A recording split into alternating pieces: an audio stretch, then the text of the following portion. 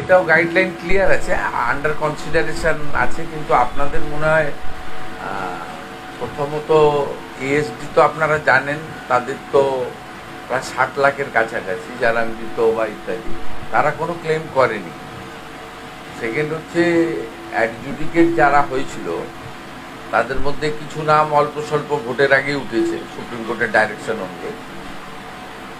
Finally যে 27 লক্ষ adjudicate ছিল তাদেরকে ট্রাইব্যুনাল করে দিয়েছিল সুপ্রিম কোর্টের নির্দেশে হাইকোর্ট থেকে।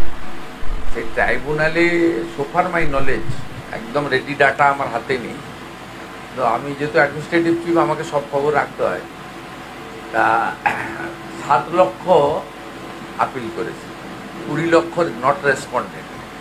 তাদের ক্ষেত্রে কি ব্যাপার আছে আমি বলতে পারবো না, এটা দেখতে হবে। তারা নিজেরাই ভোটার হিসেবে দাবি করেনি, এবারে নাগরিক হিসেবে দাবি করবে কিনা সেটা তো যখন আমাদের এই সেলফ এনুমেরেশন অথবা হাউস টু হাউস যখন আমাদের লোকেরা যাবে, এটা যখন ফিরে আসবে তখন আমরা অ্যাসেস করে বলতে পারব। এখনই এটা নিয়ে আমার মনে হয় কোনো কনক্লুশনে না আসাই ঠিক হবে।